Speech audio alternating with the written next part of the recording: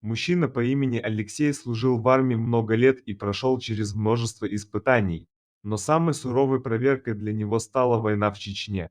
Все, что он видел и пережил во время боевых действий, оставило в его душе глубокие шрамы. Но он не сдавался, и когда в 1996 году война наконец закончилась, Алексей вернулся в свое село, решив начать новую жизнь. Леха, как его называли друзья и сослуживцы, стал ветераном боевых действий. За свою службу он получил множество наград и в прибавок много денег. Это привлекло внимание окружающих, и вскоре Алексей стал почти самым богатым человеком в глухой деревне.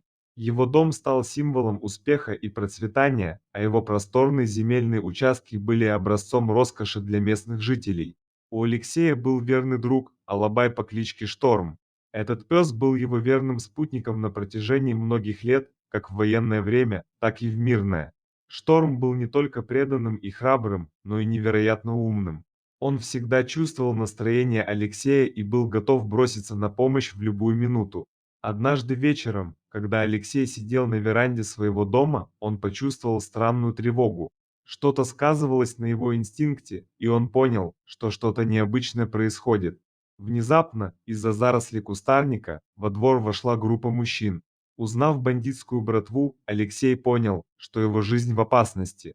Братва приближалась к Алексею с намерением убить его и отобрать все его богатства.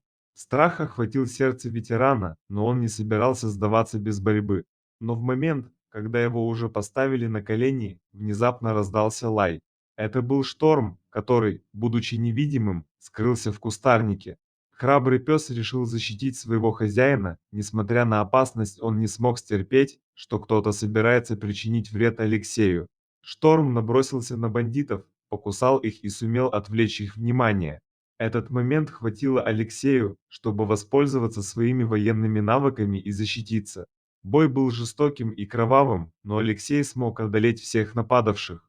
Братва, испугавшись отваги и силы ветерана, быстро покинула его участок, оставив за собой лишь следы страха. Алексей, сидя на коленях и оглядываясь по сторонам, понял, что его верный друг спас его жизнь. Шторм вернулся к нему, виляя хвостом и ощущая гордость за свой подвиг.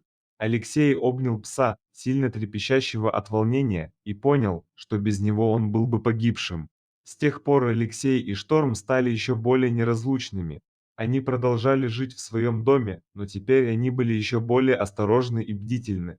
Легенда о их подвиге распространилась по всей деревне, и Алексей стал символом силы и храбрости для всех. Мужчина по имени Алексей и его верный Алабай Шторм продолжали защищать свою землю и свое село от зла.